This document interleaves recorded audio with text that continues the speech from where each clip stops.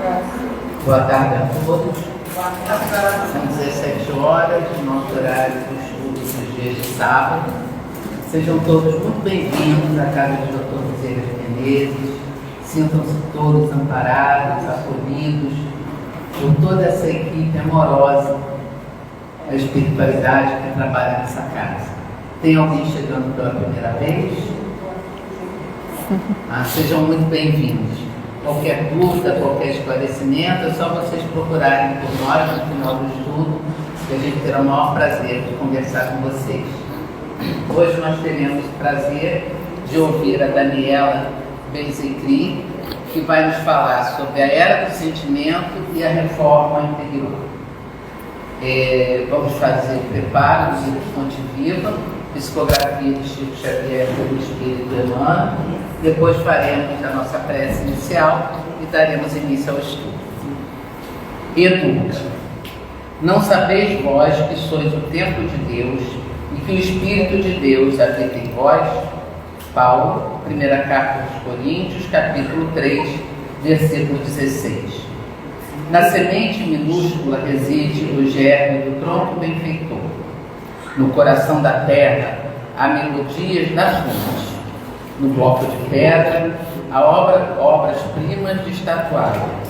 Entretanto, o pomar reclama esforço ativo, a corrente cristalina pede aquedutos para transportar-se incontaminada, a joia de escultura pede milagres do buril, também o espírito traz consigo o gênio da divindade. Deus está em nós quando estamos em Deus. Mas, para que a luz divina se destaque da treva humana, é necessário que os processos educativos da vida nos trabalhem no empedrado caminho dos milênios. Somente o coração enobrecido no grande entendimento pode vazar o heroísmo santificante. Apenas o cérebro cultivado pode produzir iluminadas formas de pensamento. Só a grandeza espiritual consegue gerar a palavra equilibrada, o verbo sublime e a voz balsamizante. Interpretemos a dor e o trabalho por artistas celestes de nosso acrisolamento. Educa e transformarás a irracionalidade em inteligência, a inteligência em humanidade e a humanidade em angelitude. Educa e edificarás o paraíso da terra. Se sabemos que o Senhor habita em nós, aperfeiçoemos a nossa vida a fim de manifestar. Já harmonizados com as palavras de Emmanuel, vamos elevar os nossos pensamentos, o nosso coração ao nosso Pai de amor, de misericórdia, de bondade e de justiça para com todos nós. Vamos agradecer mais uma vez essa oportunidade de estarmos aqui na tarde de hoje, abrindo os nossos corações para um entendimento maior dessa semente divina que habita em nossos corações, a fim de que possamos transcorrer essa jornada reencarnatória com um pouco mais de equilíbrio, de paz, de harmonia dentro de nós. Faz de nós, Senhor, realmente artífices da Tua vontade e do Teu amor. Ilumina, Mestre Jesus, a nossa companheira, a fim de que ela possa nos passar o melhor do seu estudo. Que toda essa espiritualidade amiga esteja ao seu lado, iluminando, apoiando e equilibrando tudo aquilo que ela vai nos passar. Que o Senhor nos abençoe hoje e sempre, graças a Deus. Amém. Boa tarde. Obrigada. Sair da luz. Tá. Boa tarde. Obrigada. Eu quero primeiro agradecer a Deus pela oportunidade de estar aqui, ao Paulo pelo convite, a toda a diretoria da casa e principalmente a vocês que vieram assistir, porque sem as pessoas que vêm assistir, não teria eu aqui, não teria nada disso. Então, todo o trabalho é em função do interesse de cada um que está aqui e que vem assistir a gente. Bom, eu botei ali que eu sou médica analista junguiana, é que eu vou falar um pouquinho sobre a Era do Sentimento É um com o outro. Isso.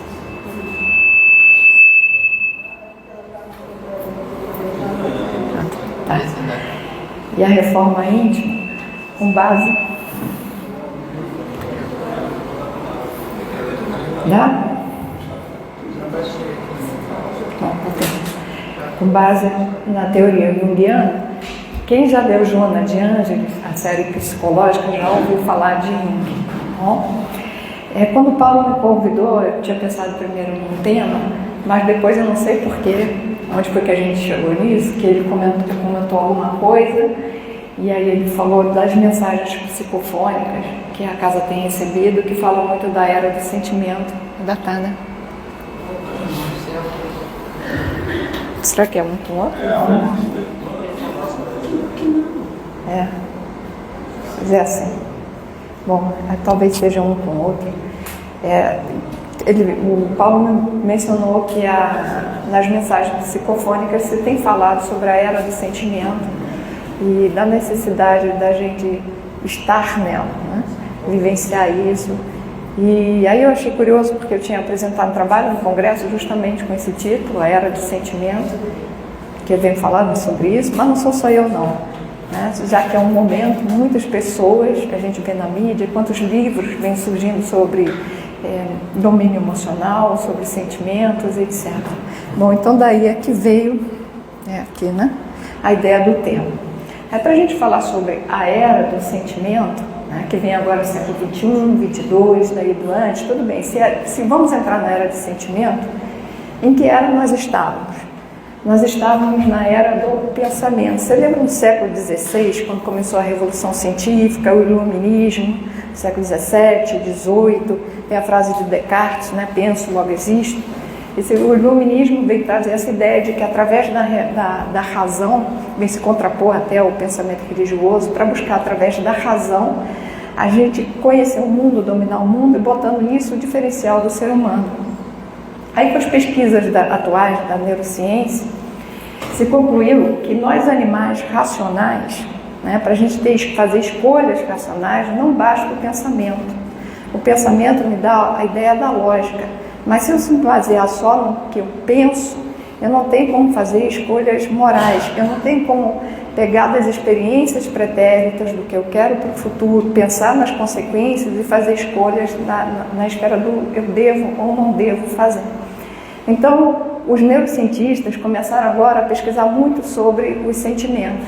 Tem até um livro do Antônio Damasio, que é um neurocientista, que se chama O Erro de Descartes. Não é só o penso, logo existe, não é só o pensamento que a gente utiliza para tomar decisões. O Jung, que é um psicólogo, né? e o Jung está muito à frente, a gente que é analista junguiana, talvez quem não estude psicologia não sabe, mas o Jung tinha uma certa rejeição na escola de psicologia, tinha algumas até pouco tempo atrás, escolas de psicologia que nem tinham uma cadeira de Jung, né? Então são poucos junguianos que tem, porque ele está à frente. E o Jung dizia que a consciência tem 4 funções, tá? Função quer dizer forma de agir, forma de atuar. Então, a consciência tem 2 formas racionais de atuar, também chamadas formas de julgar, de julgamento. Essas formas racionais, isso mesmo, são o pensamento e o sentimento. São formas pelas quais eu julgo a realidade. Então, o pensamento é o que responde o que é. O pensamento se baseia em ideias e eu construo um raciocínio lógico. A partir do pensamento, eu vou definindo conceitualmente as coisas. Então, quando eu olho esse copo aqui de cerveja, eu olho e digo, isto é um copo de cerveja. Isso é factual, é objetivo e é para todo mundo. Agora, se eu digo que este copo de cerveja é bonito ou é feio, isso é subjetivo, é para cada um.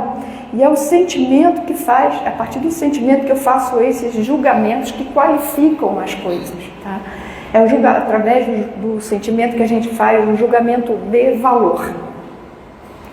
Eu vou definir como o Jung define o sentimento, é a função pela qual o eu, é uma função de relação que o eu, em relação com qualquer conteúdo psíquico, que é tudo que eu penso, que eu vejo, que eu olho, tudo, né? Que eu lembro, tudo na mente, tudo para a gente sempre recebe um valor. Então, nessa relação entre o eu e qualquer coisa, Eu dou um valor no sentido de trazer uma aceitação do que eu experimento prazerosamente ou uma rejeição do que eu experimento com dor ou com desprazer.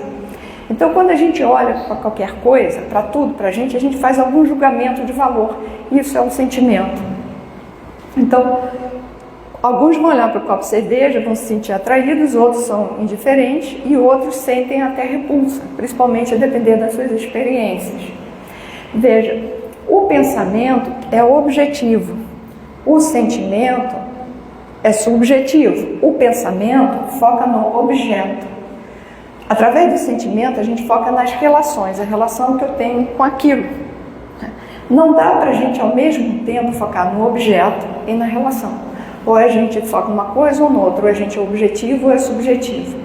Por isso que não dá, nem pessoalmente, nem como humanidade, para desenvolver ao mesmo tempo o pensamento e o sentimento, ou uma coisa ou outra. Geralmente, primeiro o pensamento, porque o pensamento, através do desenvolvimento do pensamento, a gente vai nos desenvolvendo intelectualmente, ampliando os nossos conhecimentos, ampliando as nossas possibilidades. A gente vê que a ciência foi trazendo muitas conquistas, né? A gente teve muitas conquistas tecnológicas, até chegar no desenvolvimento de uma inteligência artificial. Isso é através do pensamento. Então, pelo pensamento, a gente foi conquistando o mundo externo, né? O mundo interno. Através do sentimento, que agora a gente vai começar a conquistar o mundo interno. Essa é a nova fase que nós vamos entrar.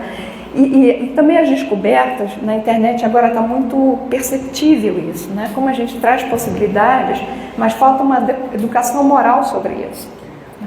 Então as possibilidades, vou pegar um exemplo assim, nem vou falar disso, mas melhor, né? Um exemplo da pílula anticoncepcional. Antes dela existir, as pessoas não tinham tantas relações sexuais livres por medo de engravidar. Então não tinha isso como um valor, seja da virgindade, o que fosse. Tanto é que quando houve a possibilidade, houve uma libertação sexual. E agora vai caber a cada um de nós, devo ou não devo, a partir da experiência, o que é certo, o que é errado, moralmente falando, vai sendo determinado a partir da experiência. Então, houve uma ampliação do campo das possibilidades para agora sim poder nascer um conceito moral sobre isso, né? Ainda estamos nos tempos de desenvolver. Então, aqui eu peguei já uma mensagem dessas de psicofonia que está falando disso. Porque o vosso pensamento e raciocínio são muito trabalhados. Isso a gente veio fazendo por séculos. Mas os vossos sentimentos não acompanham a vossa razão. Estamos no século do sentir. É hora de perceber o sentimento, é ele que comanda o vosso pensamento. Daqui a pouquinho eu vou falar um pouquinho mais do que por que comanda. Aqui é uma frase do Consolador que está assim: o sentimento e a sabedoria são as duas asas com que a alma se elevará para a perfeição infinita. No círculo acanhado do orbe terrestre, ambos são classificados como adiantamento moral e adiantamento intelectual. Aqui nessa pergunta 605 do Livro dos Espíritos, mais embaixozinho da resposta, está até lembrando que o espírito tem dois princípios, um princípio intelectual e um princípio moral. O princípio intelectual a gente desenvolve pelo pensamento. O princípio moral a gente desenvolve através dos sentimentos. Eu me lembro de uma luzinha aqui, isso. Através dos sentimentos. O sentimento fala dos meus valores, que é a moral. Pela moral eu vou respondendo a pergunta, eu devo ou não devo, com base nas minhas escalas de valores.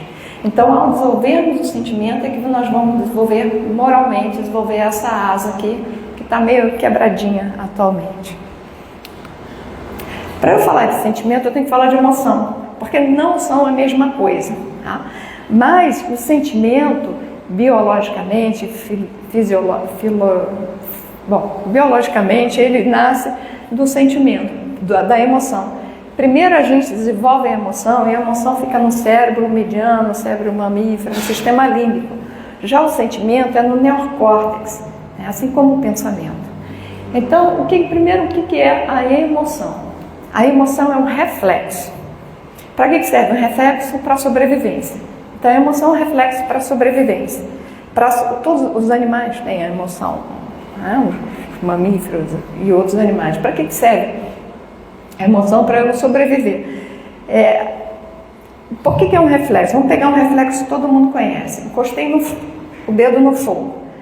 Reflexamente eu tiro. Um reflexo, ele é intenso, ele é breve, é espontâneo e involuntário. Por quê? Se eu sentisse o calor, tá quente, fosse até o pensamento, elaborar um pensamento para dizer tem que tirar o dedo, já queimei o dedo. Então, a emoção é um reflexo como esse, só que em vez de ser para preservação da parte, é para preservação do todo. Então, quando existe um estímulo emocionalmente competente, isto é, algum estímulo que eu percebo como uma ameaça à vida, ou, no caso do ser humano, também ao ego, ao meu interesse, né, à minha autoimagem, então, para a preservação da gente, seja como vida, corpo e como ego, a gente dispara reflexamente uma emoção. Tendo como valor a emoção, sempre vai ter como valor biológico, para eu determinar que tipo de valor é, a base é a vida. Se vai ser um valor positivo ou negativo. Que tipo de reação eu vou ter. Então, dependendo da minha leitura, que eu já trago em mim, ou que eu desenvolvi, eu tenho diante de alguma coisa, uma determinada reação. O meu sistema nervoso autonômico, isso é meio chato, né? Essa explicação. Mas ativa o sistema nervoso autonômico, já está lá, autônomo, sozinho, eu querendo ou não queira, eu vou sentir. Eu vejo injeção, eu posso sentir medo, querendo ou não querendo. Não tem como dizer não vou sentir medo. Eu sinto, é disparado uma reação, o coração acelera, me dá vontade de fugir, o máximo do medo é eu desmaiar. Bom, então, na emoção acontece um monte de alterações orgânicas para que eu tenha a resposta adequada àquela emoção. Agora, essas alterações, elas não são só no corpo, não, é também no cognitivo. Por isso que a gente diz, a raiva cega, você consegue pensar aquilo. Né? Porque é para a gente partir para cima. O medo é um reflexo para fugir. O que acontece nas ideias? Quando a gente está ansioso, que é uma forma de medo, dá o quê? Branco. As ideias fogem.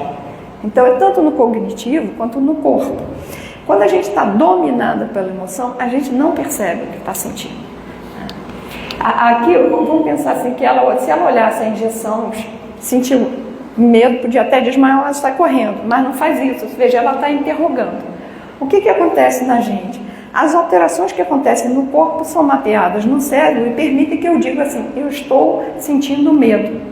E também até antes de tomar a injeção, eu posso lembrar da injeção, sentir medo, né? Só de pensar na injeção eu sentir medo, mas aí eu lembro também que eu não quero ficar doente. Imagina que isso aqui é uma vacina, eu não quero ficar doente, então é melhor tomar a injeção. Então veja, eu começo a pesar valores. Mas não tem problema ficar doente. Bom, mas e aí eu tenho uma festa, não quero estar doente, e se eu adoecer por causa da festa? A minha saúde vale mais, eu tenho um peso lá na frente, quer dizer, veja, eu projeto lá na frente, pego para experiências pretéritas, vou botando numa balança e posso escolher como agir. Né? Então, o sentimento é isso. Permite com que eu pese os meus valores e, a partir dos meus valores, eu vou escolher como agir.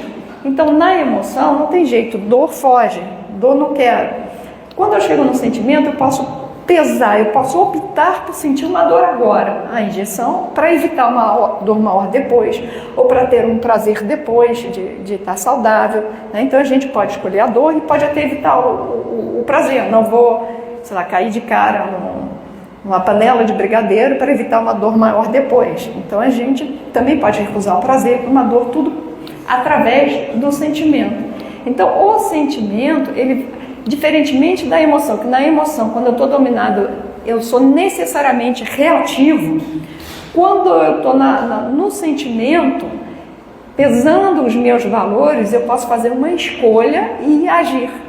Isso significa, se a emoção ela vem para autopreservação ou preservação do ego, com frequência, no estado emocional, eu estou aqui no meu interesse, eu estou no bom. Através do sentimento é que eu vou pesar os meus valores, sou capaz de recusar uma coisa boa, uma bacia de brigadeiro, em função do meu bem. E posso ir do meu bem também para o bem comum. Vou dividir o brigadeiro com todo mundo, né? Vou pensar no coletivo, né? Vou doar, o que for. Então, é a partir do sentimento que a gente vai se desenvolvendo moralmente, percebe? E como é que eu começo a desenvolver os sentimentos? Pela ação. Por isso que é dito na mensagem, este é o século do sentimento para mover a ação. Porque nós estamos sendo muito emocionais, né? A partir da emoção, eu vou desenvolvendo os meus pensamentos. Nós somos muito reativos. Para eu desenvolver a ação e me desenvolver moralmente, eu vou entrando em contato com os meus sentimentos, trabalhando os meus sentimentos. Eu vou falar um pouquinho de como a gente faz isso aqui.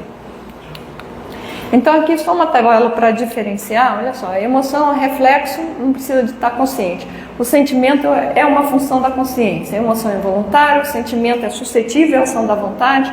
A emoção são as alterações que acontecem no corpo, é sempre uma ação, enquanto o sentimento é na mente, são as imagens que eu formo a partir da associação de valores das coisas.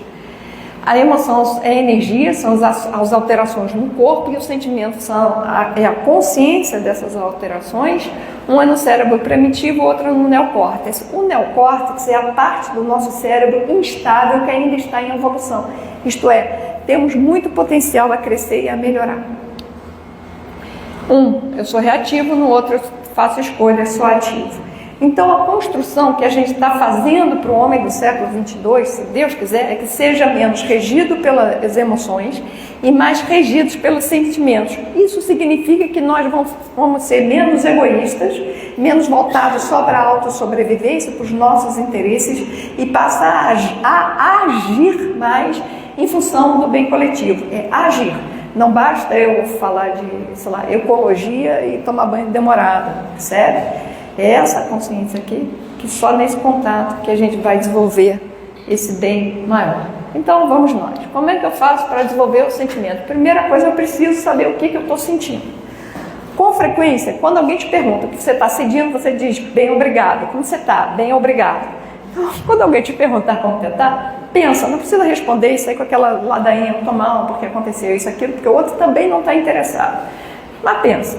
Então, mas mesmo que eu quero dizer como eu estou, veja como é difícil responder isso. A gente não sabe o que realmente está sentindo. Às vezes, isso acontece mesmo. Eu acho que eu estou super bem. Aí eu estou andando, alguém assim resvala em mim. Eu na hora onde anda, gente, eu não estava bem. E às vezes acontece o contrário. Alguém chega a me empurrar e eu peço desculpa por estar no caminho, sorrio, não foi nada, revelando que eu estava bem.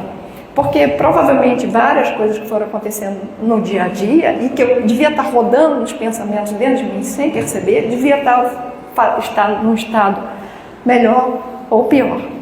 A outra coisa para a gente perceber, então para a gente perceber o que está sentindo, assim, aqui é as situações. Costumo dizer, aliás, Jung dizia isso, né? Conte para as pessoas sobre qualquer coisa do seu dia. Ele dizia assim, conte principalmente para as mulheres, que as mulheres percebem mais que os homens, para que você perceba o que você mesmo está sentindo. Tá? Pelo tom que você está falando, como está falando, e a mulher sempre vai te ajudar. Ele dizia isso. As feministas não gostam disso, porque a mulher... Mas nós fomos dizendo assim, trabalhados mais para esse lugar da relação, o cérebro feminino funciona diferente do masculino, aquela ideia toda, mas não vem ao caso aqui. E é por questões hormonais essa diferença. Então eu tenho que perceber o que sentindo. Uma coisa que ajuda é ver como está o meu corpo. Então, se eu tivesse aqui, graças a Deus, com a mão suada, eu ia perceber que eu estou ansiosa. Às vezes, pelo meu tom de voz, quando ele sai meio anasalado, assim, eu estou insegura. Então vai me dando consciência do que eu estou sentindo, pelo meu tom de voz, pela minha postura. Isso ajuda até a mudar. Às vezes eu estou andando assim, aí eu percebo a minha própria fisionomia, que eu estou amarrada para dentro, aí eu solto e relaxo. Tá? Então, perceba a nossa postura. O nariz em pé, está assim, está para baixo, porque a emoção correspondente, no que eu mudo, eu já ajudo a mudar a emoção e o que eu estou sentindo. Bom, a outra coisa é ver o comportamento. Lembra? O sentimento se dá na relação entre o eu e um determinado conteúdo psíquico, no sentido de causar uma aceitação do que é vivenciado no prazer, ou uma rejeição do que é vivenciado com dor ou desprazer ou ausência de prazer. Então, pelo meu comportamento, que eu estou rejeitando alguma coisa, isto é, sempre que eu estou me colocando em oposição a qualquer coisa, havendo ou eu, ou ele, ou eu, aquilo, me situando assim no mundo, eu estou separada do mundo, eu estou nesse lugar do oco. Então eu estou provavelmente com algum sentimento negativo. Quando a gente está bem, a gente está em harmonia com o todo. A gente está no lugar do eu, do amor. Eu estou numa postura de aceitação. Então, pelo meu comportamento de rejeição, de aceitação, eu já tenho uma ideia se eu estou me sentindo bem ou mal. Deixa eu fazer um parênteses aqui. Como a gente veio por séculos só falando, só se orientando o mundo pelo pensamento e rejeitando o sentimento, é difícil para todos nós dizer o que eu estou sentindo. Então, se eu sei se é positivo ou negativo, já me ajuda. Porque eu estou me comportando assim. E o que eu vou precisar fazer é me comportar de uma forma diferente. E só de tomar a consciência, por isso é importante eu tomar consciência, que aí eu paro de atuar. Porque a questão não é o que eu estou sentindo, é o que eu faço do que eu estou sentindo. É o sentimento movendo a ação. Se eu tomo uma consciência do que eu estou sentindo e vejo que eu estou num lugar em oposição com o outro, contrariado, que eu estou separado do todo, que eu estou nesse sentimento negativo, porque eu estou rejeitando, eu posso, ao ter uma conduta diferente, eu já estou, vamos dizer assim, eu já estou no caminho do bem, eu já estou mudando o que eu estou sentindo e transformando a minha ação, em vez de ser uma rejeição, uma atitude negativa perante o mundo, passa a ser de acolhimento. Então, voltando aqui. Através do sentimento e das minhas ações, do meu comportamento, eu também vou perceber quais são os meus reais valores. É aquela história. Sou a favor da ecologia e tudo, mas na hora de tomar o banho quente, de preferência aquela ducha, jogando muita água de 50 minutos, sabe? Banho de adolescente. Isto é, falo da ecologia, mas o meu conforto primeiro. Ecologia é para os outros. Né? Para eu criticar os outros, falar o que eles fazem. Então, mas a gente precisa da nossa atitude. Né? Então aqui, pelas minhas escolhas, vejo quais são os meus reais valores. Aí vem o principal de tudo, que é o saber de onde nascem esses sentimentos. Qual é a minha real intenção nas minhas escolhas. Tem uma motivação egoísta no meu interesse, então qual é a origem? Lembra a emoção? A emoção, ela parte na defesa do meu interesse, de um lugar egoísta, da sobrevivência ou defesa do meu ego, a grande maioria das emoções. Vou fazer um parênteses aqui, de novo, um corte. É que eu sempre deduzo que todo mundo assistiu o filme Divertidamente, então lembra das 5 emoções básicas. Raiva, medo, aliás, a primeira é medo, né? Medo, raiva, tristeza, nojo, 4 negativas. 4 em que eu rejeito o outro mundo e uma positiva, a alegria. As emoções básicas, elas funcionam igual às cores. Nós temos algumas cores primárias e dela vem essa infinidade de colorido que é o universo. A mesma coisa em relação aos sentimentos, tá? A gente tem essas básicas e tem esse colorido. Então, se eu não sei dizer o que eu sinto como sentimento básico, se eu conseguir identificar quais são as cores que estão primárias ali, já me ajuda. Os psicanalistas definem o sentimento como uma reação à emoção. É um lugar secundário, não tem essa definição elaborada do Jung. Então, voltando aqui, eu vou ver a minha origem. Com frequência, a origem do que eu sinto tem a ver com o meu interesse ou com orgulho. Lembra quais são as principais imperfeições que a gente tem? O egoísmo e o interesse, né? Fala assim, o egoísmo, que já é o interesse e o orgulho. Que nós estamos. Eu botei aqui a questão 893, que fala... Por não? Desculpa, porque alguém colocou um carro lá no estacionamento da academia, eu não sei que carro. É um carro branco, RSV. E a academia vai fechar e o carro vai ficar preso. Alguém colocou esse carro lá? Desculpa. Nada, é isso. Faz parte. Desculpa. Nada, é isso. Posso? Pode. Tá. Então, nessa questão 893, que pergunta sobre qual é a maior das virtudes, é dito que a maior delas, quando eu sou mais virtuoso, é quando não há nenhum interesse, principalmente se contraria o meu interesse. Então, esse aqui é um ponto que está a maior parte das nossas escolhas, do nosso discurso, sem perceber. Se a gente pega agora na política, no fundo cada um está defendendo o seu interesse. Talvez não sejam vocês, mas estou falando, né, que são mais evoluídos, mas vou botar euzinho aqui. Bom, então a gente vai para ver as dificuldades que tem. São duas, principalmente. A primeira é a tal da racionalização, que é aquilo porque diz, é hora de perceber o sentimento, é ele que comanda o vosso pensamento. Por quê? A gente primeiro sente a emoção, porque é reflexo, óbvio. Aí isso aqui vai para o meu neocórtex e eu venho com um pensamento que justifica o que eu sinto. E o pior é que a gente faz um discurso como se fosse o contrário. Então eu digo assim, eu antipatizo com a pessoa porque, sei lá, ela é grosseira. Então eu falo como, eu tenho razão em antipatizar, ela é grosseira e é por isso que eu antipatizo. Mas é o contrário. Eu primeiro rejeito, eu não gostei, e eu crio a justificativa. Eu faço crer para mim mesmo que isso aqui é a razão, né? Eu estou certa, eu tenho razão. Isso aqui é a razão. E aí, o que é pior? Com isso, eu reforço, eu tenho ideias que vão reforçar essa emoção. Eu vou continuar cada vez mais antipatizando dela. A emoção primária que estaria aqui é a raiva, né? O sentimento como uma resposta a isso, a raiva que eu sinto, ou um nojo, um desprezo, né? O desprezo é uma forma de nojo social que eu sinto por ela, como emoção primária. Eu racionalizo, crio a justificativa para isso, acredito nela e fico nesse ciclo vicioso, tendo comportamentos reativos. Veja, o sentimento, a partir do sentimento nós seremos movidos pela ação, seremos movidos pela ação. Por enquanto somos muito reativos. Eu botei aqui inveja para dar um exemplo, porque pode ser até que no fundo eu diga e venha com esse discurso que é porque ela é grosseira, porque eu queria ser ela, eu tenho inveja. E como é bom a gente tomar consciência da inveja, que ninguém sente, só as pessoas invejam a gente, ninguém sente. Por isso que eu botei aqui a inveja, mas é bom, eu tomo consciência das minhas. Por que é bom? Porque a inveja revela, por que me incomoda o outro, eu queria ser com o outro, e não gosto que eu tenha sucesso. Porque ele revela meus fracassos e frustrações. Então, quando eu tomo consciência da minha inveja, lembra qual é? Porque é bom o sentimento. Porque eu ao tomar consciência do que eu sinto, é que eu posso não atuar. E mais do que isso, se eu vejo a origem, sei lá, ela é um bom cantor, eu queria ser cantor. Então, me dói vê-lo cantando, porque eu queria ser isso. Então, revela meu fracasso e minha frustração. Ao tomar consciência, eu posso elaborar isso. E ver, mas por que eu queria ser? Será que falta investimento? Eu vou estudar, né? Porque às vezes a gente quer chegar lá, mas não quer se esforçar. Então vamos esforçar para ser. Então eu peguei esse exemplo para ver como é bom, esse que ninguém tem, mas como eu tenho, eu digo, olha, vale a pena quando a gente entra em contato, tá? Até para não atuar, e a gente pode crescer a partir disso. A outra dificuldade é essa aqui, o orgulho.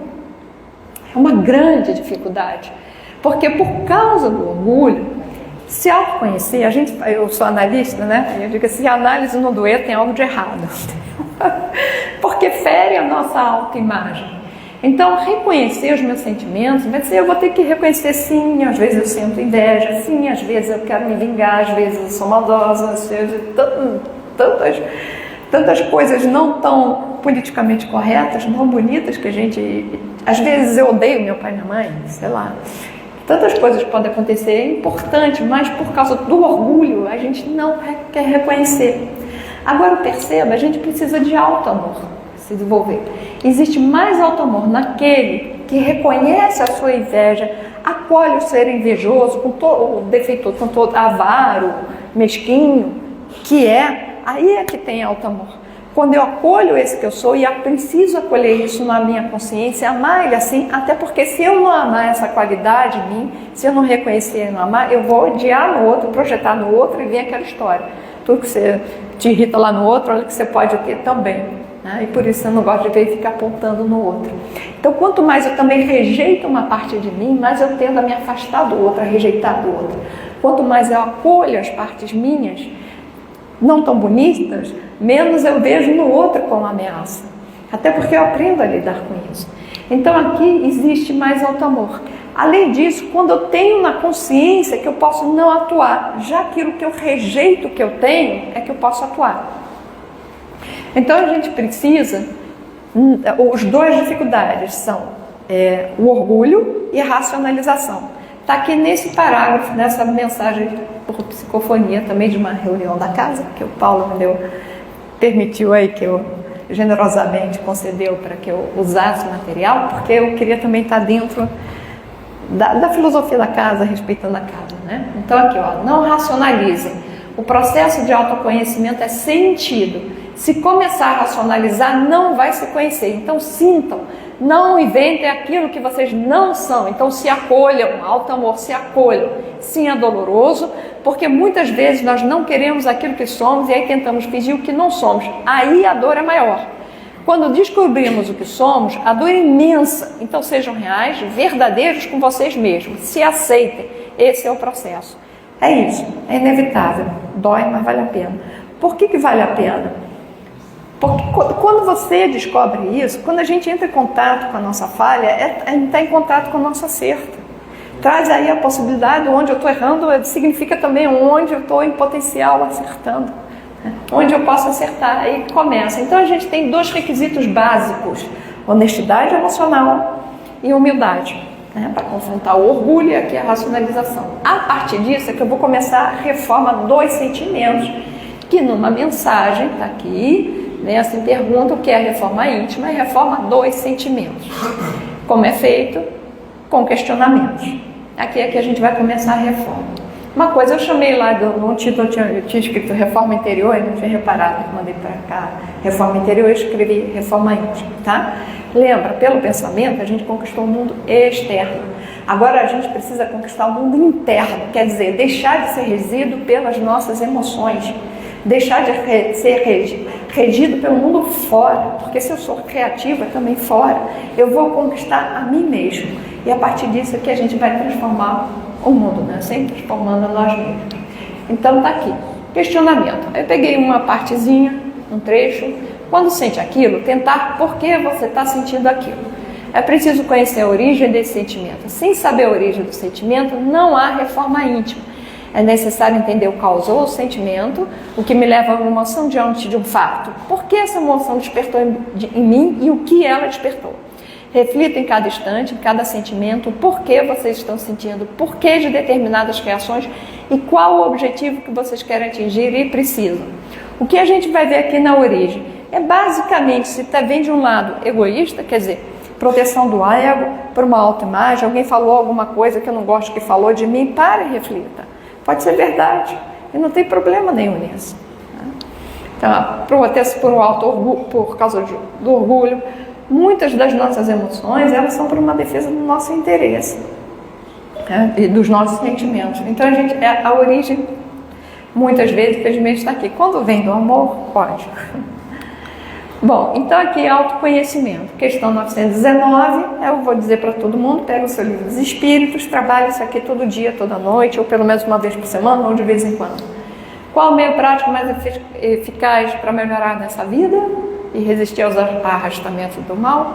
Conhece-te a ti mesmo. E qual meio de conseguir isso? Aí o Santo Agostinho dizia isso aqui. A fim da jornada, eu interrogava a minha consciência. Isso aqui é interessante.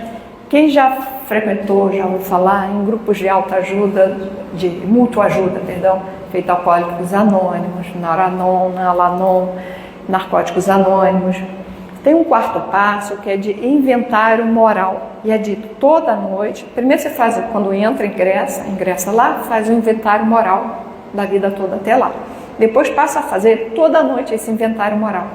Que é exatamente o que o Santo Agostinho diz na pergunta 919 que ele fazia. Eu botei aqui um resumo da pergunta, que é isso aqui: revise o que fez. Percebe o que eu fiz, porque se lembrar o sentimento para mover para a ação. E eu vou ver na minha ação se eu fui moralmente, qual era o meu nível de moralidade, quais são os valores nos quais se basearam as minhas escolhas, e os meus valores têm relação com os meus sentimentos. A gente vai fazendo o caminho reverso, Então aqui, fiz bem ou mal nos meus atos e palavras, fiz alguma coisa contra Deus, o próximo, a mim mesmo, faltar algum dever, dei motivo para se queixarem de mim. Só fazer uma sugestão. Escreve sobre o seu dia. Quando você estiver escrevendo, você mesmo vai começar a refletir isso. Então, escreve. Ou alguma coisa pregressa que ficou, passado, escreve. Faz o diário. Depois você faz essa análise. Porque se a gente parte direto para isso, fica difícil de responder. Então, agir de alguma forma que dê margem para se queixarem de mim. Qual foi o objetivo que eu tinha quando eu agi, qual era a minha intenção quando eu falei aquilo, quando eu fiz aquilo, né? Se alguma pessoa fizesse o que eu fiz, eu censuraria. Fiz alguma coisa que eu não ousasse confessar, que eu não ousaria confessar. Tem uma história do Dia das Mães que às vezes corre por aí de um maratonista espanhol, muitas pessoas devem ter visto, acho muito lindo. Esse maratonista, ele estava em segundo lugar e quem estava primeiro achou que a linha de chegada já tinha chegado e parou de correr. Ele podia passar e chegar em primeiro, mas ele não fez isso. Ele voltou, ele falou para o que estava primeiro, corre e vence. Quando acabou, o repórter perguntou para ele, por que você fez isso? Você podia ter tirado em primeiro lugar. Aí ele disse, mas o que eu ia dizer para minha mãe? Né? Mãe é um pouquinho Deus na terra. Tanto que quando a gente tem dor, chama por Deus, pela mãe, depois por pai, desculpa os pais, mas né? Então, isso aqui, você contaria para alguém? Né? Tem coisa que a gente não gosta de contar nem para nossa sombra. Né? Então, aqui, escute a opinião dos outros. Aí ele fala para a gente ouvir os nossos inimigos, porque os inimigos, eles não têm nada a perder. Né? Então, eles têm um lugar, uma certa sinceridade a apontar os nossos erros. A outra coisa em escutar é que quando a gente está dominado emocionalmente, a gente não percebe e tende a rejeitar. Todo mundo já deve ter passado pela situação em que alguém está falando com um tom mais áspero, mais alto, e você diz calma, e a pessoa diz calma porque eu não estou nervoso. Você está dominando, não está percebendo. Também não adianta ficar confrontando. O que você tem que fazer é oferecer para o outro a calma que ele tem, ao invés de você ficar nervoso. Claro que você está... Aí fica bola de neve. Então aqui é como é difícil a gente escutar, mas é bom a gente escutar o que o outro está falando, tá? Entre casal é comum isso aqui, mas dá uma escutada. Você não gostou, você está reagindo ao que o outro falou, mas depois sozinho pensa no que ele falou. É bom. Pergunte à sua consciência. Então aqui, o que eu fiz porque revela os meus valores.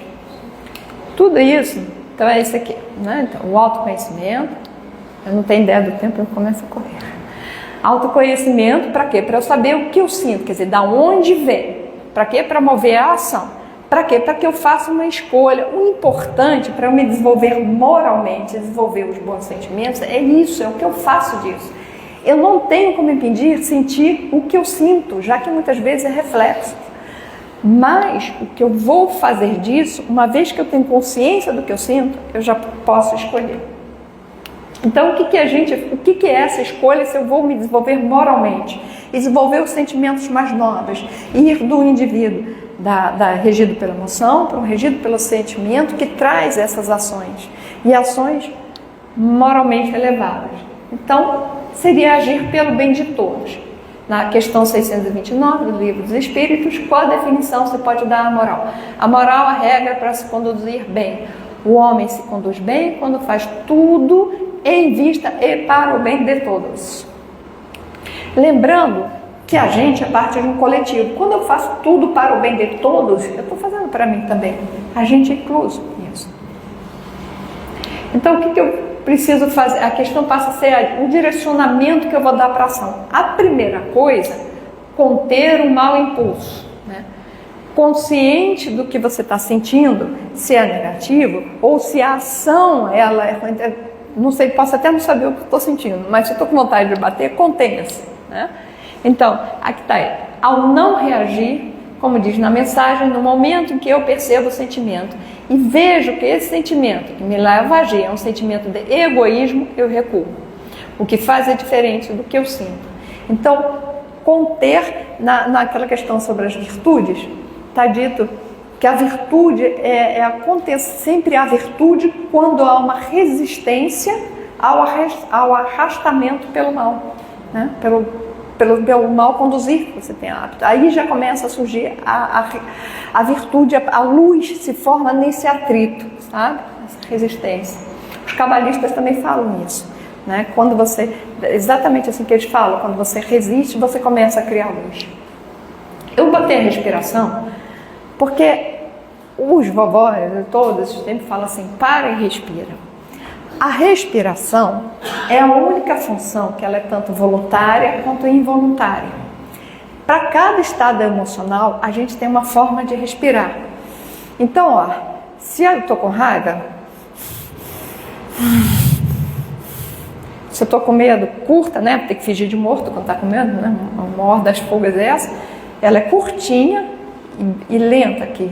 Se eu estou ansioso, que é um medo mais acelerado, ela é curta em cima. Você vê que a pessoa está ansiosa, ela está prendendo a respiração aqui em cima. Quando eu respiro normalmente, aquela bem de yoga, né? A respiração quadrada.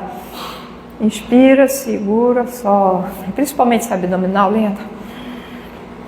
Segura, solta.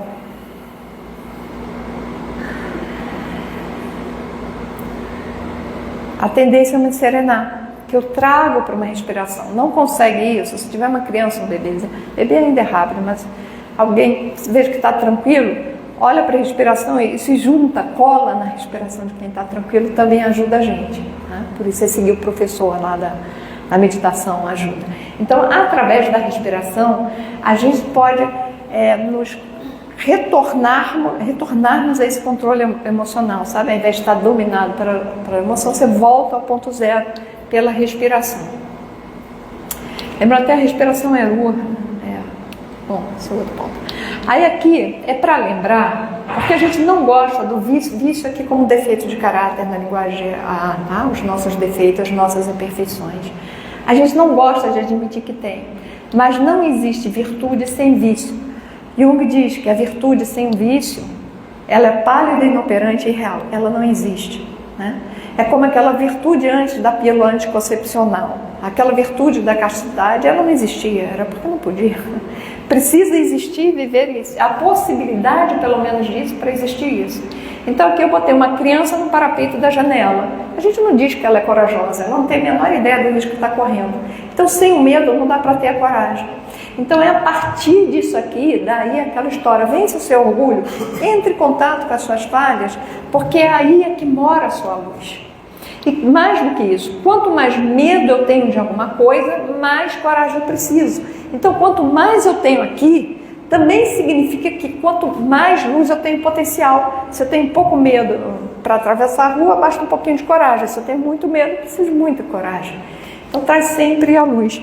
Aqui é um exemplo que eu ponho sempre do surfista, porque repórter tem o hábito de perguntar àqueles surfistas de onda grande: opa, você não tem medo? E ele responde: é claro que eu tenho. Se eu não tiver medo, eu vou ser irresponsável. Né?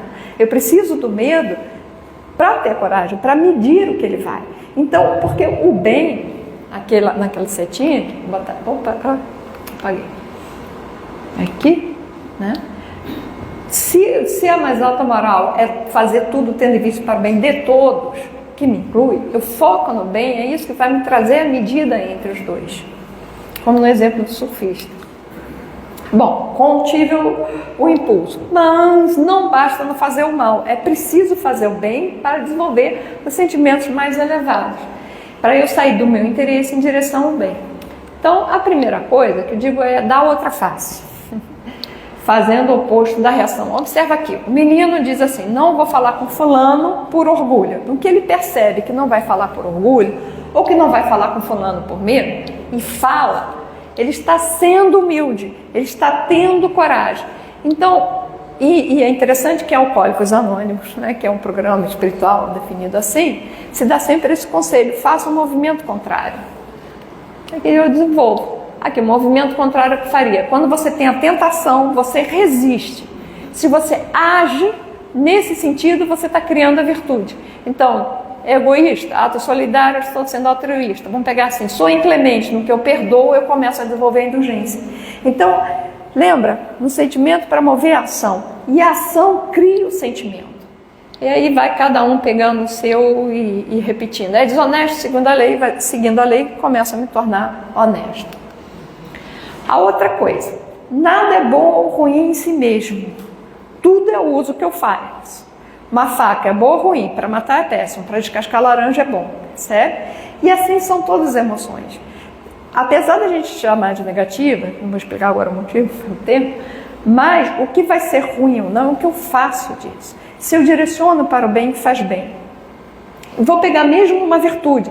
Se eu digo que o indivíduo é muito disciplinado, organizado e perseverante, e ele usa dessas características para roubar um banco, É igual a história da inteligência, para usar para o mal era melhor não ter. Então é o que eu faço disso que vai levar que mostra esse lugar de desenvolvimento da gente na moralidade. Então aqui eu pego a raiva. Eu peguei esse exemplo que a maioria dos pais passa. Esse aqui está dominado pela raiva, né? A gente percebe quando ele abusa. Isso aqui os pais sabem. Às vezes eu falo para o filho, filho, para. Filho. E quando eu digo, chega, né? Aquela face, e eu não estou sentindo raiva dele. Essa raiva me dá a energia que ele entende. Chega, aqui é o limite. E fora isso, a raiva ela é necessária para que a gente parta para a vida. O indivíduo dependente de maconha, por exemplo, se pergunta a um usuário de maconha por que ele fuma maconha, ele diz para ficar tranquilo, de que ele nunca sabe responder. E a gente vê que ele vai se largando, tem a síndrome motivacional, falta motivação para ir para a vida. Nós precisamos de um quanto de raiva para ir para a vida, mas não é aquela raiva para ser jogada contra o outro. Então é sempre dirigir para o bem. Aqui também inspirado pelo Narcóticos Anônimos agora, que eles chamam de triângulo da auto-obsessão. O que ele diz é que nós botamos nossos interesses no centro de tudo. Isso faz com que eu sinta raiva quando uma coisa não acontece do jeito que eu queria, que eu tenha ressentimento pelo passado, que não foi do jeito que eu queria, que eu tenha medo em relação do futuro, que pode não ser do jeito que eu quero. Também posso sentir tristeza porque eu perdi aquilo que eu gostaria, eu não conquistei o que eu queria. Então, quando eu ponho o meu interesse aqui no medo, eu tendo a puxar os negativos. Mas quando eu ponho a vontade de Deus, que seja feita a vossa vontade, aliás tem uma coisa do Pai Nosso, né, que é a principal oração que Jesus deixou, aquilo ele tem lá, me ajuda a resistir às tentações, me livra do mal, está tudo ali. Então que seja feita a vossa vontade, põe a vontade de Deus aqui, amor em relação ao presente, aceitação do passado, Deus quis assim, e fé. Porque a gente sabe que Deus quer o nosso bem. Quando você põe a vontade de Deus, aqui fé. E eu botei aqui liberdade. Por que eu botei liberdade? Lembra qual é a maior regra de tudo? É amar a Deus acima de todas as coisas, que é equivalente ao próximo como a ti mesmo. Quando eu amo a Deus acima de todas as coisas, a vontade dele está acima de todas as coisas. O que acontece? Eu não sou parcial. Deus representa a totalidade. Se eu estou no meu interesse ou do outro, eu estou sendo parcial. E aí eu não sou livre. Eu sou preso ao meu ego.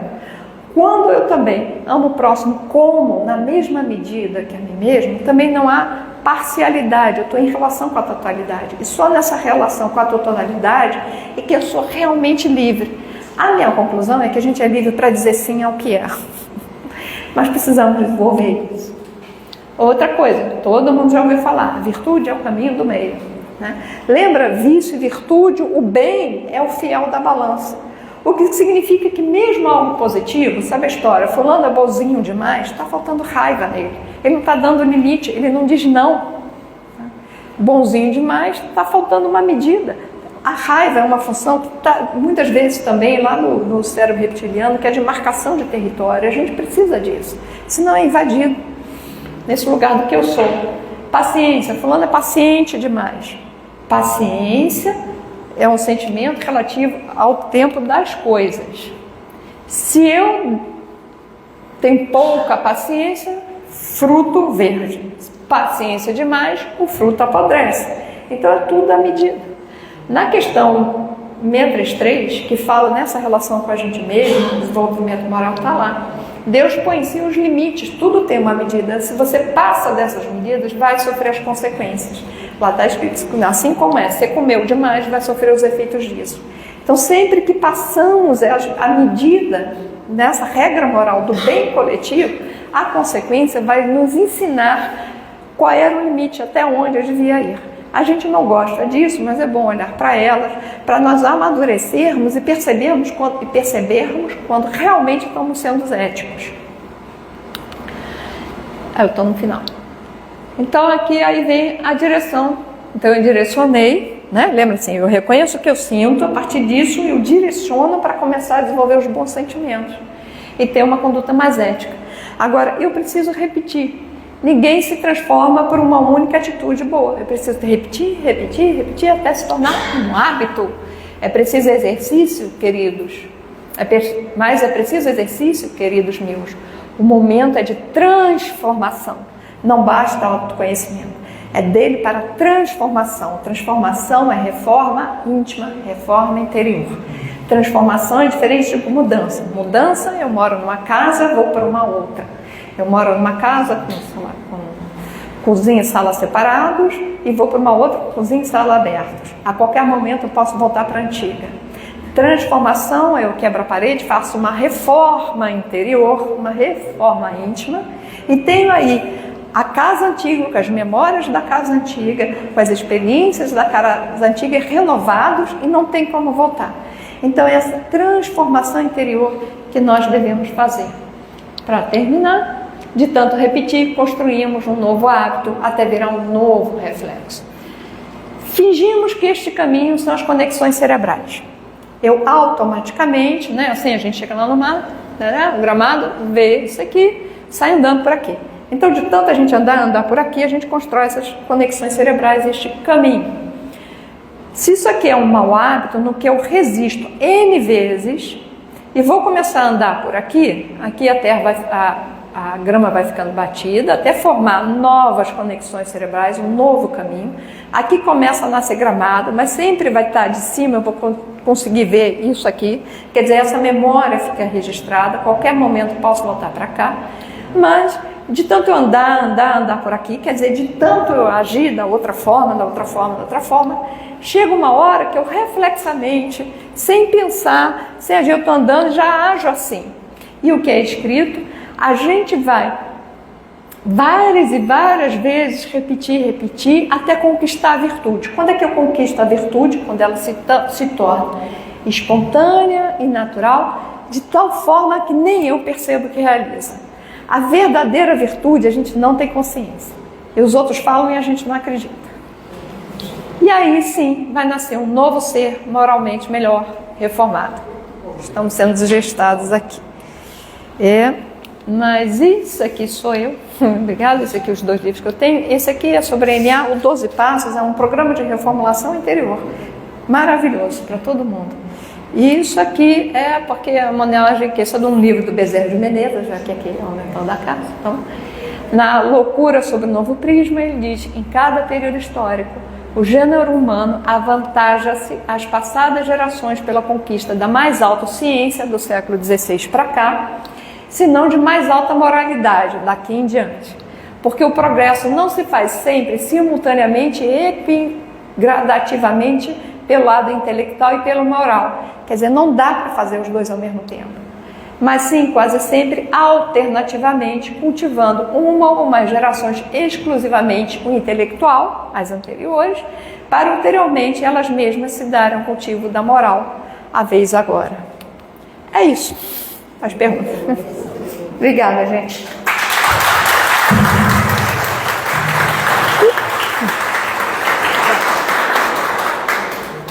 Tá pergunta. 15 minutos aí para vocês tirarem as dúvidas que vocês quiserem. Me pergunta, porque a gente que é professor, vocês viram que eu tenho um pouquinho de mania de didática, de professor. Para quem é professor, a pior coisa é não ter pergunta, porque é sempre sinal que ninguém entendeu nada. ou tudo, mas como tudo e nada não existe, são a mesma coisa. É que eu pergunto, traz uma vivência, qualquer coisa. Assim. Você é tímida, né? Deixa eu pensar o que eu posso acrescentar. Gente, para perguntar, vocês estavam despreparados para fazer perguntas?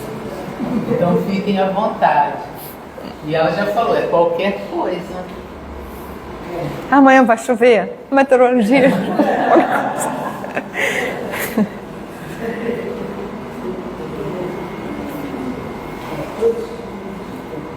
Então, deixa eu ver assim. Pode falar até do que gostou, do que não gostou, do que ficou pouco claro. Gostei dessa parte que você falou dos neurônios, das novas caminhadas e as novas formações. Gostei bastante. E eu achei legal que, em geral, que as pessoas gostam e falam, vou passar a usar. É isso, porque é assim que a gente cria um novo hábito, uma nova coisa. E é também por causa daquela história de esteja sempre fazendo algo novo, porque você não usa o cérebro, entre aspas, né? Assim, né? Não é que não usa o cérebro, é que aquilo lá, aquelas conexões já estão ali. Então, faz um gesto diferente, de uma forma diferente, que a gente sente, né? Até o desconforto, a resistência, quando você vai lavar, até lavar a louça com outra mão, você sente isso, né? Mas o da gente usar aqui, me lembrei, que várias coisas eu vou deixando de fora. Então, é uma coisa, a gente não está acostumado a dizer o que a gente sente, entre aspas. Por exemplo, quando eu digo assim, você me humilhou ou você me magoou, eu estou falando projetado, dizendo o que o outro fez. Vamos passar a traduzir assim, eu me senti humilhada ou eu me senti magoada, e ver a origem. Ninguém se sente humilhado se não tiver um pouquinho de orgulho. Então olha para o seu orgulho. Então tudo que a nossa linguagem está toda projetada. Então como é que eu não sei dizer o que eu sinto, mas eu sei dizer, você foi um grosso. Bom, eu senti alguma coisa. Você me decepcionou. Não, eu tinha uma expectativa. Então no nosso dia a dia a gente vai acusar os outros de sentimentos que são nossos e que a responsabilidade é nossa. Tem um capítulo no livro desse sentimento, um exemplo que eu acho interessante de perceber isso, que eu falo que é do copo com água ao meio, né? Um copo eu gostei do meio cheio ou meio vazio, mas é mais do que isso. Se uma pessoa olha um copo, é só um copo com água pela metade, nem meio cheio, nem meio vazio. Já mostra a forma dela olhar a vida, né? Meio cheio, que é diferente de quem diz meio vazio.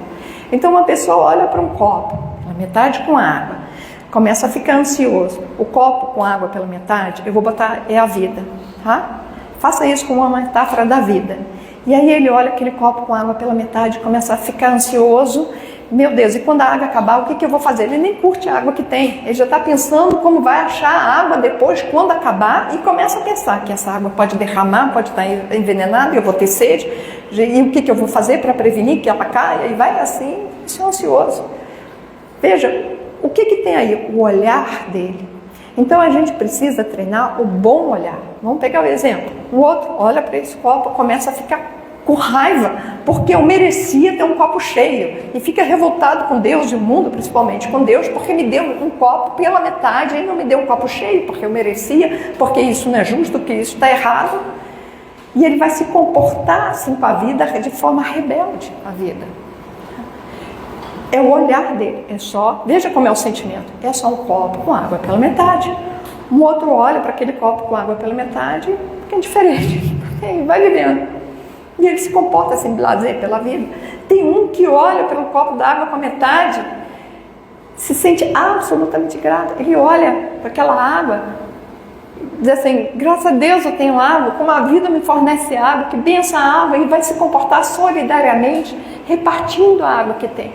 Por que ele reparte? Porque ele tem fé na fonte da água, quando ele agradece. Agradecimento dessa sensação de pertencimento que Deus olha para você. Por isso que é importante a gente acordar e agradecer, e dormir, antes de dormir, agradecer. Todo mundo tem coisas a agradecer. Eu sempre falo para os pacientes, e para mim mesma, eu faço isso, né? Meu marido que na frase da queixa está o motivo do agradecimento. Não gosto dessa comida, graças a Deus tem comida. Né? O que for, qualquer revolta, tem lá, mãe vai ser uma chata, deve ter mãe. Né? Não gosto da mãe que eu tenho, mas tem mãe. Bom, e assim vai por diante, um pouco não estou muito boa agora de lembrar de queixa. Mas é isso. Então o que a gente tem aqui? Pensamento, um copo com água pela metade. O que você está sentindo se deve à forma com que você olha. O que a gente tem a mudar? O nosso olhar sobre a vida. Então, quando eu estou nessas ações, nessas contra-reações, eu vou começando a mudar o meu olhar. A gente precisa treinar um bom olhar. Isto é, ver graça em tudo, ver a beleza em tudo. E para isso, eu preciso primeiro tomar consciência do meu mau olhar. Então, quando eu reclamo, não tem problema. Tem uma coisa que me acontece. A gente acaba se expondo, mas tudo bem. Eu sou um pouco explosiva, não parece. Tenho um ascendente Áries. Então, quando eu vi, já foi. E eu no meio, sabe aquela questão da vigilância? Eu assim, no meio, eu estou indo, eu percebo muitas vezes que estou indo. Às vezes até depois eu percebo que me excedi e volto e faço um movimento contrário. Às vezes eu susto, não de susto, mas de sustar, de parar no meio que estou indo. E aí no que eu percebi, nessa vigilância, eu percebi, aí eu começo a me, gente, não tem por que você está reclamando, que isso, sai dessa, isso não tem reclamando, sai dessa, aí eu volto e recuo. Dentro de mim agradeço e recuo. E às vezes um tempo depois eu recuo. Ou o que me acontece? É que tem gente que pode achar, ela é falsa, ela é isso, ela é estranha, ela estava brigando, agora está... Não, porque eu caí em mim. Né? Aí eu tenho que verbalizar, contar para a pessoa que eu caí em mim. Não, eu caí em mim, besteira. E quando a gente pega os espíritos, eles falam muito isso, que a gente aqui se melindra por coisas mesquinhas, a gente se preocupa com coisas que não têm a menor importância, com as quais os espíritos superiores não se ocupam. Então, são nessas coisinhas pequenas da vida também, por outro lado, que a gente vai se depurando. E eu me lembrei também de uma parte chata que eu já estava lendo um capítulo qualquer não, a gente abre assim, né, do Evangelho, e que estava falando desse mundo de expiações. Eu, caramba, a gente vai ter que passar por tudo. Aí depois vendo, não tem como desenvolver a virtude, senão é passando por tudo. Né? É assim que a gente vai se depurando. Mas é isso, já vi que eu gosto de falar. Quer dizer, não é que eu gosto de falar, é que vocês me deixaram à vontade. Então eu agradeço a escuta de todos. Mais uma pergunta?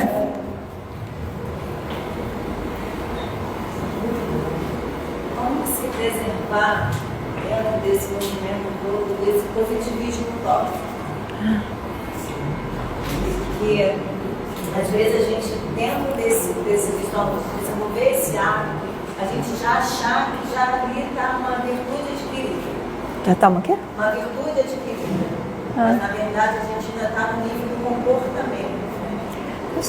Como é que é isso? Para a gente não cair nessa armadilha. Não, eu quero dizer, é aquilo que está lá na mensagem. A maioria muitas vezes não são. Não são, é que você falou, na verdade não tem. Tem que olhar na origem o que está a nossa intenção, se estava lá o seu interesse. Né? Mas tem um interesse ali por baixo e escutar os outros. Eu acho que a melhor resposta é a questão 919, lá a resposta de Santo Agostinho. Se você praticar isso, você vai ver. Porque quando você escreve mesmo, escreve como foi o seu dia, o que você fez, você vai perceber a tua real intenção lá no meio, que estava ali por baixo, o que levou você a se conduzir desse jeito. E tem uma outra coisa, se você está apontando alguém, não tem a virtude. Entendeu? Porque quando eu acolho em mim o meu defeito, quando eu não acolho, vamos dizer assim, quando eu não acolho, eu tendo a ver no outro o que eu não vi em mim, eu projeto. Eu vejo também, eu fico censurando muito o comportamento do outro e também tenho medo, entendeu? Vou pegar um exemplo clássico, o indivíduo fica censurando muito o que recaiu, sempre diz assim, o cara está doido para recair, né? Porque tem medo de recair, vê nisso como uma ameaça. Então sempre que eu não estou acolhendo o outro, por quê? Cada um tem até nesse desenvolvimento das virtudes que ele fala que lembra, você já foi assim, entende? Então se tem um grau de intolerância em você com o defeito do outro, se você está apontando muito, olha para você. Você não é isso tudo, por isso está vendo no outro. E a outra coisa, quando a gente fala desse olha para você, é que às vezes a gente tem a mesma característica e às vezes tem a característica oposta, mas faltando a do outro. Vou explicar o seguinte, por exemplo, se eu falo muito baixo, se eu for muito submissa, provavelmente uma pessoa muito impositiva que vai chegando me incomoda, porque ela tem demais o que me falta. Isto é, ela tem daquilo que está na minha sombra. Entende? Está faltando equilíbrio, está faltando medida aqui.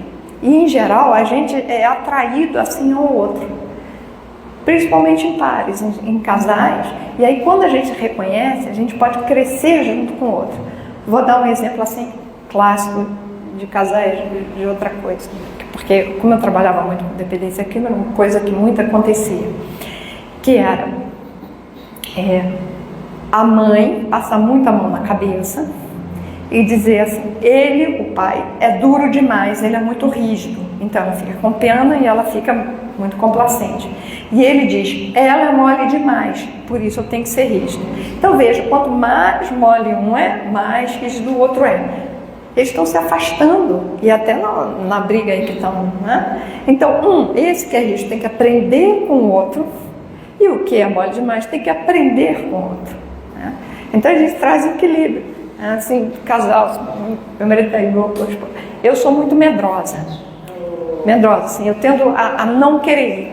Ele não pesa muitos riscos, ele é muito corajoso, assim, muito uma fé na vida e vai. Então eu preciso aprender com ele. Então eu escuto e vai. E ele às vezes precisa me ouvir porque ele não mede. Ele é muito corajoso. Sei lá por quê, não importa. Então, quando você entende essa característica do outro, porque é comum em casal haver completar a idade, você ouve, mas com uma tendência que a gente tem, eu tomar a mim mesma como uma norma. Então, ele é todo errado e eu sou toda certa. Não. Hein? Então, voltando, honestidade emocional e humildade, ouvir, para e ouve. Rejeitou na hora, porque a nossa emoção, nosso ego, nosso orgulho, o outro fala, vai dizer, você quer tentar, rejeitou, tudo bem. Mas depois, escreve lá o seu diário, ou conversa com você mesmo, no seu travesseiro, e assim vai. Bom, isso. A pergunta é desse tamanho, eu vou? Pois não. Vou fazer só um comentário. Eu acho mais difícil, mais trabalhoso, isso tudo é quando a gente consegue reconhecer, chegar no patamar de reconhecer o que a gente tem que mudar, não enxerga mais tanto no outro os defeitos, consegue entender que é nosso, e aí entra, que é como trabalhar a culpa, né? De entender que eles têm essa série de coisas para... Tá, dizer assim, Juliana? Eu quase fazer sobre culpa, né? Primeiro, tá? Muitas vezes na base da culpa tem orgulho, porque eu não podia, eu não devia. Orgulho. E o que é pior, se eu fico na culpa, a tendência é repetir. Veja, se eu digo, eu não devia ou eu não pedia, eu estou concebendo que eu já sabia, mas na realidade eu só sei porque eu experienciei isso e não tem jeito.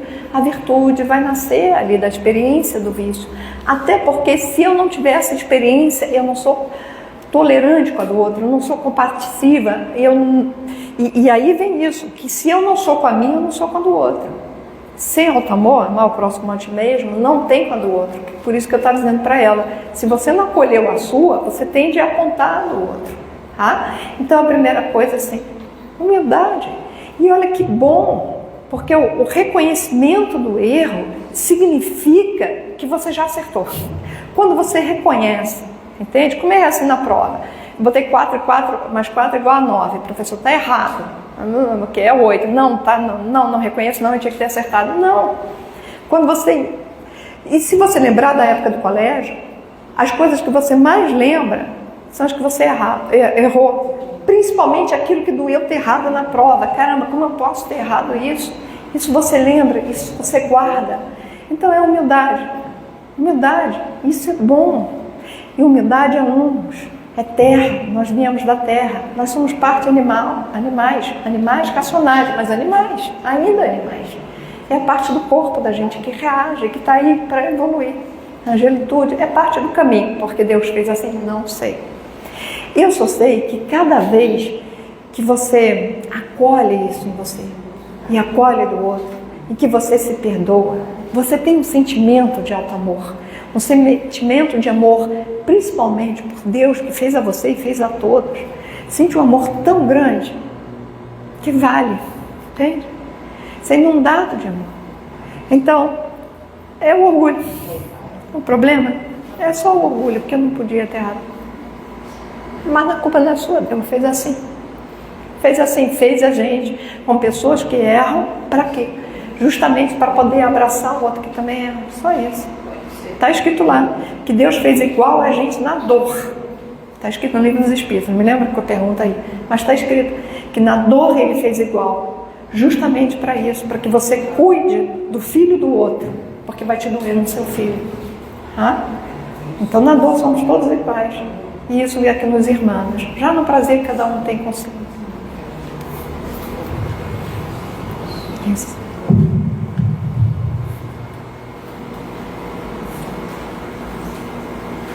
Mais alguma coisa? Mais alguma coisa? Eu estou vendo a hora, 6h15, já que eu tinha falado. Então eu quero agradecer Paulo, a diretoria, a vocês que vieram assistir, principalmente os mentores da casa, os meus mentores, os da casa, e a esse momento da gente estar aqui. Isso é um momento precioso. Eu senti o amor de vocês vindo daí, né? A atenção, o tempo, cada um no sábado à tarde, ao final do dia, de estar aqui, né? Para a gente crescer, evoluir, e que possamos, é difícil, viu? Botar isso em prática. Mas é o que eu estou te dizendo, Juliana, nasce um amor na gente que é muito bom experimentar. Então vale a pena vencer a nossa carapaça, que a gente constrói isso, são defesas, lembra da emoção básica? São defesas. Por medo no fundo de amar, porque a gente acha que o amor nos torna vulneráveis. Mas não, é o único lugar invencível. Lembra, aqui a luz está acesa, lá está escuro, a luz penetra lá, a escuridão não. E é um pequeno fósforo.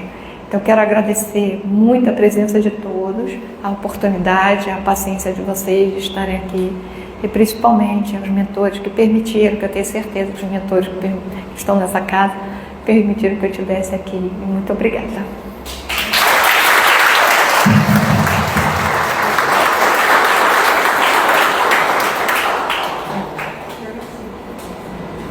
Bom?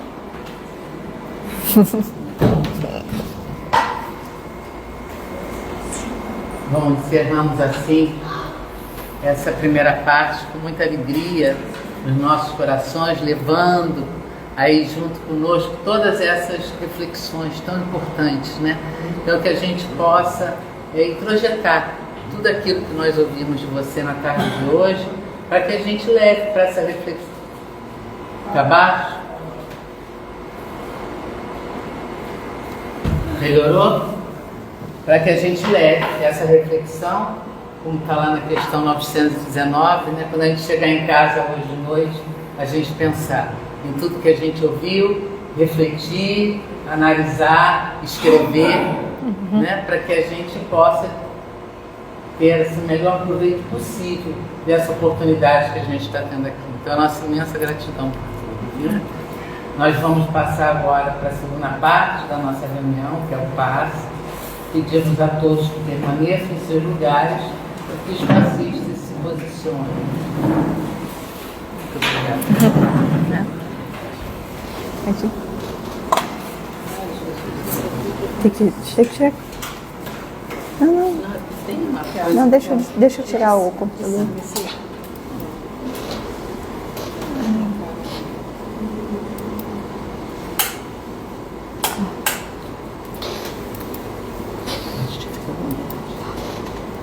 Pensando em Jesus,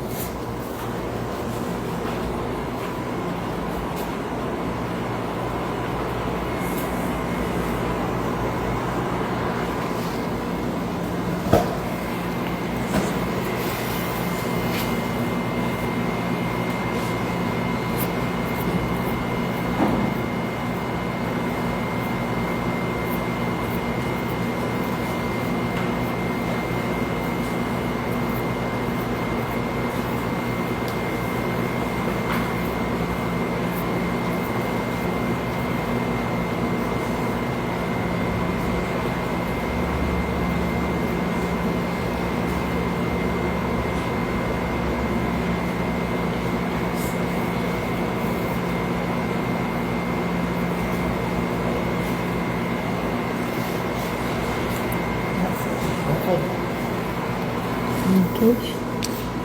Outra menina já tinha passado aqui. Ah, tá.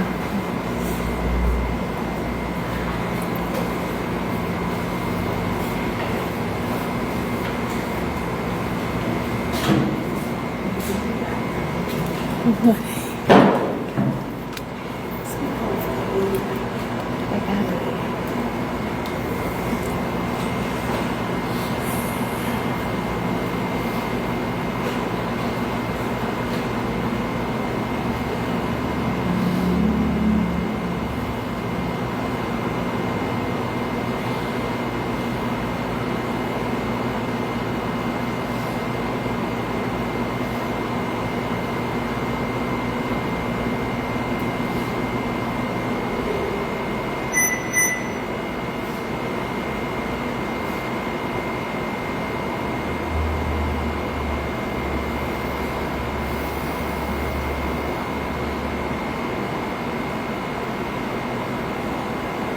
Graças a Deus.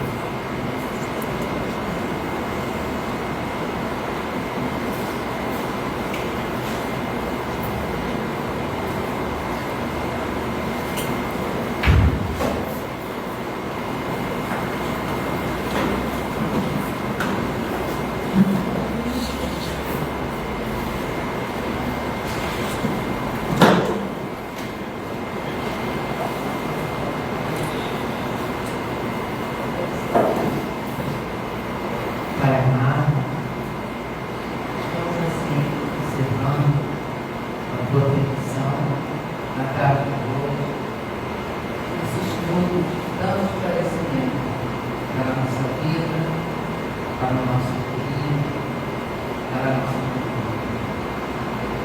Peço Jesus que possamos levar conosco todas essas reflexões ouvindo durante essa tarde, buscando nesse trabalho, descobrirmos, encontrarmos, termos consciência da semente divina que habita em nosso coração. Possamos, Pai, fazer luz ao tipo de obreiro da tua seara, sabendo como nos conduzir através da vida, escolhendo com mais consciência as nossas atitudes, percebendo com mais clareza os nossos sentimentos, e que possamos, Senhor da luz, sermos definitivamente aquilo para que viemos, que é condutores de amor, de caridade, de indulgência para com o nosso próximo, e sejamos o reflexo da tua criação, em tudo aquilo que fizermos, em tudo aquilo que pecarmos. E possamos não olhar mais para o nosso irmão como um concorrente na nossa vida, mas sim como o irmão que ele é, e que juntos, unidos, possamos construir esse verdadeiro mundo que o Pai projetou para todos nós. E possamos retornar aos nossos lares, preenchidos desse amor, e distribuirmos aonde chegar essa luz que o Senhor derrama sobre todos nós. Abençoa, Senhor, a todos nós que aqui estamos, encarnados e desencarnados. Abençoe a Daniela que nos trouxe clareza para as mentes e luz para o coração. E que juntos possamos criar uma grande corrente de amor, de paz e de compreensão. Graças a Deus.